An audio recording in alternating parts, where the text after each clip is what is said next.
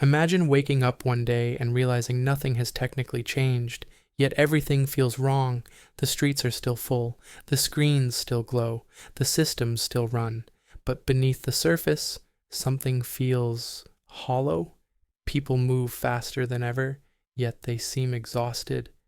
They own more than any generation before them, yet feel poorer inside. They're told they are free, yet most feel trapped in a life they didn't consciously choose. This isn't an accident.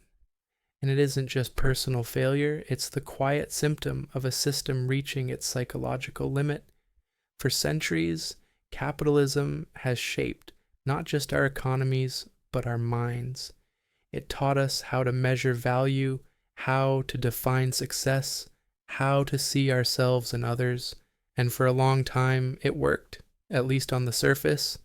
It promised progress through competition, freedom through choice, meaning through achievement. And yes, technology advanced, cities rose, lifespans increased, comfort expanded. But hidden inside that success was a silent trade we rarely talk about. We traded belonging for productivity, purpose for profit, being for constant becoming. And now, that trade is catching up with us. Look closely at the modern world. People work harder but feel less fulfilled. Productivity increases, yet wages stagnate. Burnout is normalized, anxiety is epidemic, loneliness is everywhere. If a system claims to reward effort, why are so many exhausted people barely surviving? If it claims to offer freedom, why does stepping off the path feel like failure? These are not emotional questions, they are philosophical warnings. Every system carries within it a contradiction, a tension that grows as the system succeeds. And capitalism's contradiction is this: it depends on endless growth, in a world of finite humans and finite resources. To keep expanding, it must constantly create dissatisfaction. You must never feel complete, never feel enough, because the moment you are content, you stop consuming, and when consumption stops, the system trembles. So dissatisfaction becomes a feature, not a flaw. Think about it. Advertising doesn't sell objects, it sells inadequacy. You're not thin enough, not successful enough, not admired enough. But buy this, and you'll be closer. Yet the feeling never lasts. The emptiness returns, and so does the urge to consume again. This loop isn't accidental, it's engineered. Over time, capitalism learned something powerful about human psychology. People don't just want things, they want identity. So work became more than survival. It became self-worth. Status became morality. And money became a silent measure of human value. Slowly, without realizing it, we stopped asking, "Who am I?" and started asking, "What do I do? What do I earn? What do I own?" This shift changed everything. We began to see ourselves not as humans having experiences, but as projects to optimize. Life turned into a resume. Rest became guilt. Stillness became weakness. And if you failed, that failure wasn't seen as systemic. It was personal. You didn't struggle because the game was rigged. You struggled because you weren't good enough. This belief is one of the system's most powerful defenses, because when people blame themselves, they don't question the structure. But history tells us something important. No dominant system collapses from a single event. It collapses from internal strain, from becoming incompatible with the people it depends on. Feudalism didn't fall overnight. Empires didn't crumble in a day. They rotted slowly as the system stopped serving the many and protected only the few. And today, capitalism shows the same symptoms. Extreme inequality isn't a glitch, it's an outcome. Environmental destruction isn't accidental, it's required for endless growth. Mental exhaustion isn't unfortunate, it's the cost of constant performance. When a system demands more than the human psyche can give, collapse becomes inevitable. Not dramatic, not explosive, gradual, quiet, psychological. You can feel it in conversations, in the distrust of institutions, in the growing sense that this isn't working anymore. And yet, we keep participating. We wake up, we scroll, we work, we consume, we repeat. Not because we're ignorant, but because the system doesn't just control resources, it shapes imagination. It teaches us what is possible. And the most dangerous belief it installs is this: there is no alternative. But that belief is starting to crack. You see it in younger generations who reject traditional definitions of success, in people choosing meaning over money, even at great cost, in the quiet realization that surviving isn't the same as living. This is where we are now, not at the end, but at a threshold.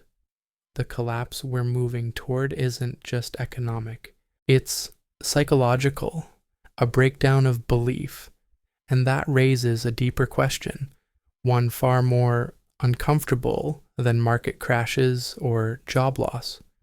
What happens when the system that shaped your identity no longer makes sense? Because in the next session, we're going to look beneath the economy, into the mind itself. We'll explore how capitalism learned to hook into desire, fear, and self-worth, how it trained us to exploit ourselves in the name of freedom, and why so many people feel empty even when they have everything. This is where the illusion starts to unravel, and once it does, there's no going back. To understand why so many people defend a system that exhausts them, we have to stop looking outward and start looking inward.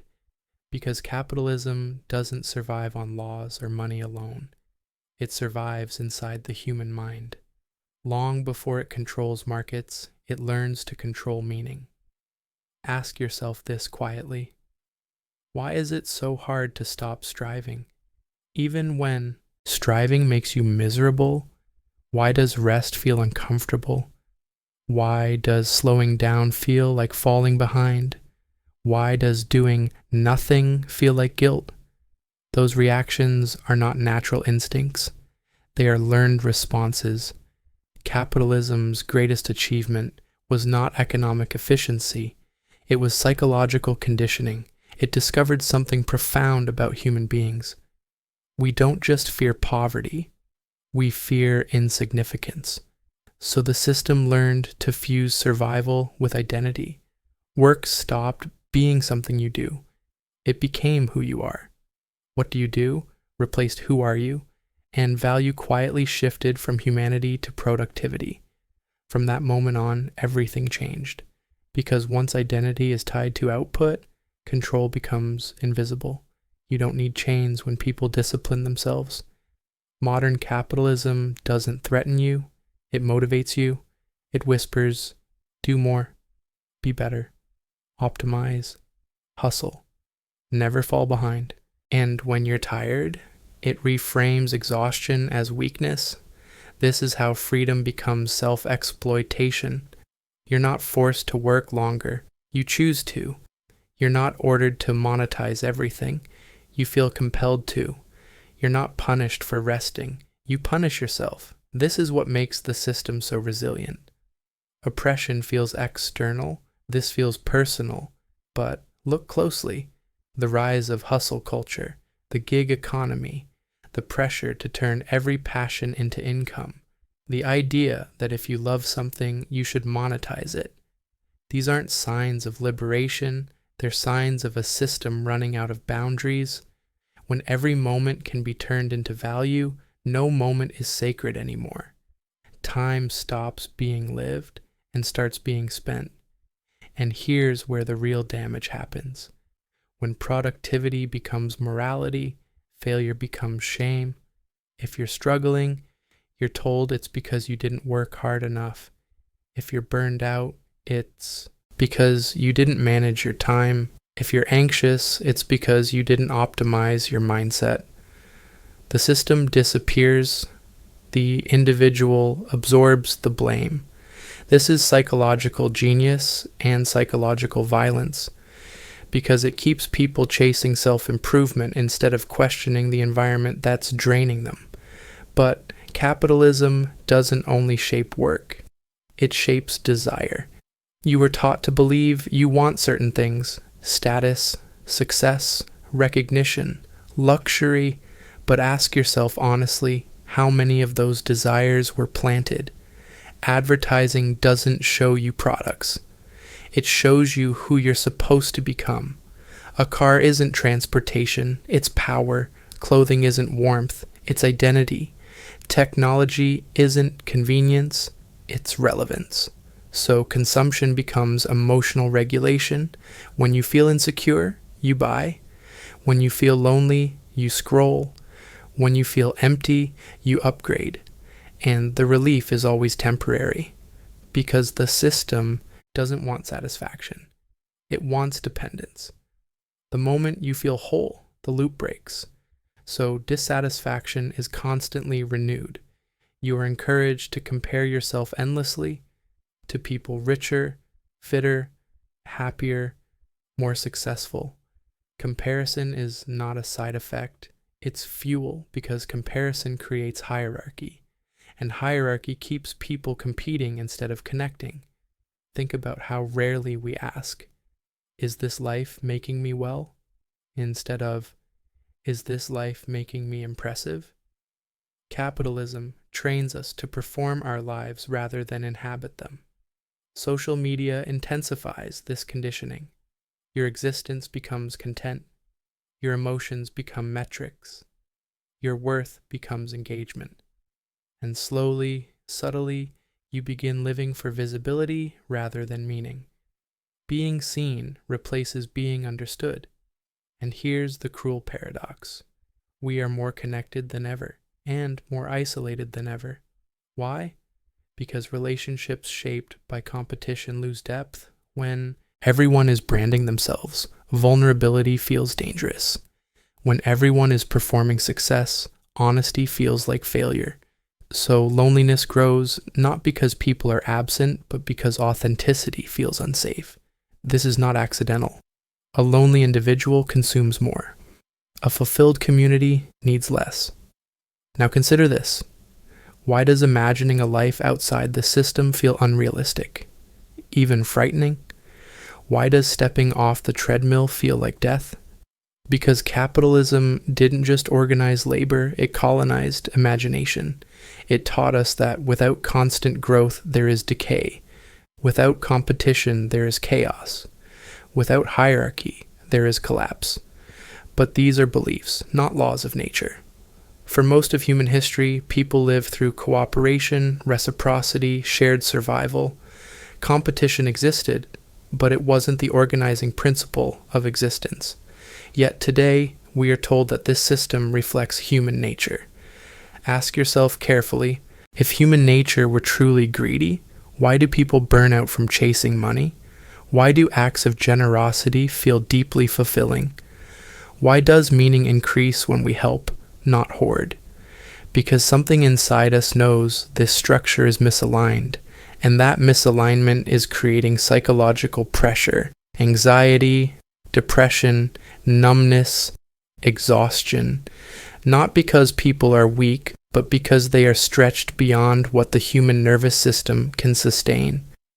A system that requires endless acceleration will eventually break the minds running inside it. And now we're seeing the cracks. People are questioning work, questioning success, questioning what they were told adulthood should look like.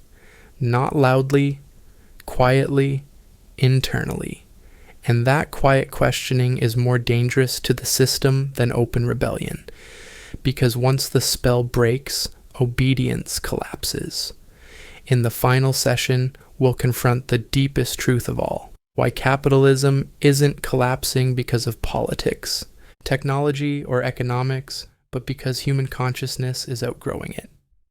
We'll explore what comes after belief dissolves, what replaces identity when productivity no longer defines you, and how collapse, painful as it is, may actually be a form of psychological liberation. This is where the story turns. Every system lasts only as long as it can contain the consciousness living inside it. When a structure no longer fits the people it governs, pressure builds, not just economically, but spiritually. And eventually, something has to give. Capitalism is reaching that point now, not because it failed, but because it succeeded too well. It extracted productivity, innovation, and growth, until nothing was left to extract without breaking the human being itself. And now we are standing at the edge of a strange moment in history, a moment where collapse and awakening overlap. Throughout time, collapse has never meant simple destruction. It has meant transition. Feudalism collapsed not because people stopped believing in kings, but because human identity outgrew obedience. Empires fell not because armies weakened, but because legitimacy dissolved. The same process is happening now. Faith is eroding, not just in governments or corporations, but in the story itself. The story that says, work harder and you'll be safe, earn more and you'll be fulfilled, compete endlessly and you'll matter. More people are discovering that they did everything right and still feel empty. That realization is dangerous to any system built on belief, because once belief dissolves, compliance follows. This is why collapse feels frightening, not because of chaos, but because of uncertainty.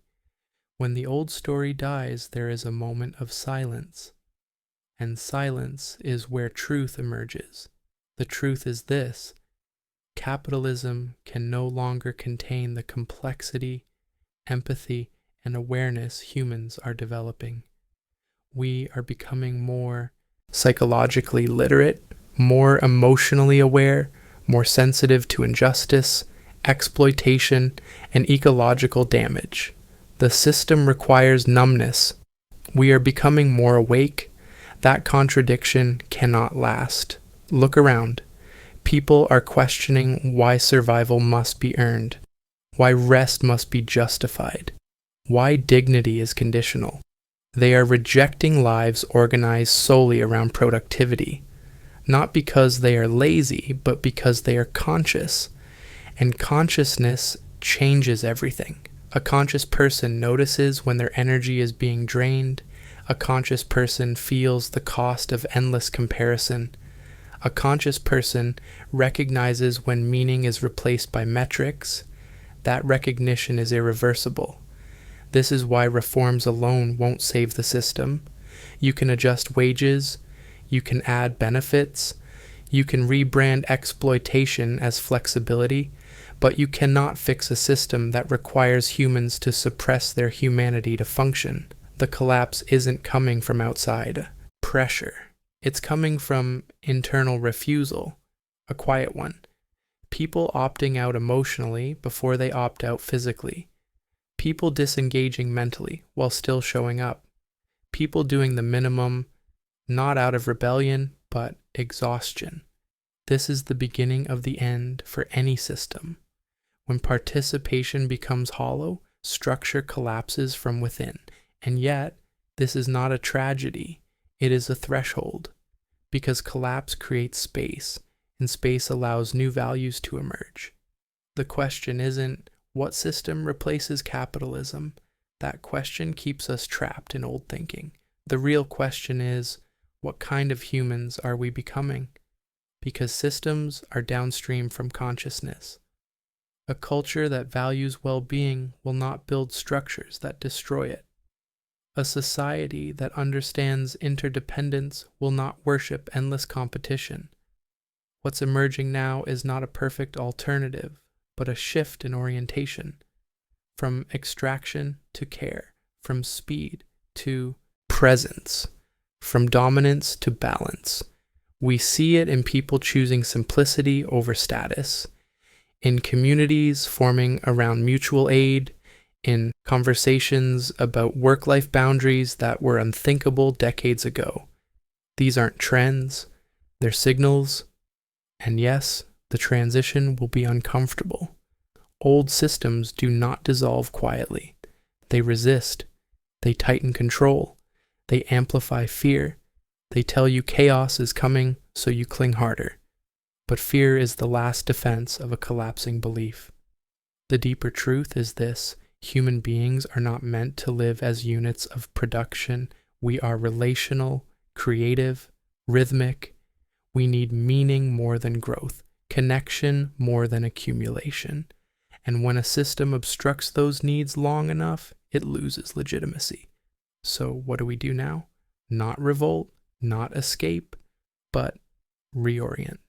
Collapse does not demand that you drop out of society. It asks you to stop internalizing its lies, to stop measuring your worth by output, to stop equating exhaustion with virtue, to stop believing rest must be earned. Revolution begins internally, because that's where control lives. When you detach identity from productivity, the system loses leverage. When you value presence over performance, consumption loosens its grip. When you build relationships that are not transactional, competition weakens. This is how systems truly end. Not with violence, but with irrelevance. Capitalism will collapse the moment enough people stop believing it defines reality, and that moment is already unfolding. Slowly, quietly, inevitably. So the final question isn't whether the system will fall, it's who you become as it does. Do you cling to the old story out of fear, or do you step into uncertainty with awareness? Because beyond collapse is not emptiness, it is possibility.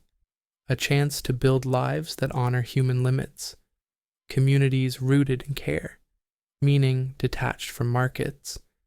Not a utopia, but something more honest, and honesty is always the beginning of freedom. You were not born to optimize endlessly. You were not born to compete constantly. You were not born to earn the right to exist.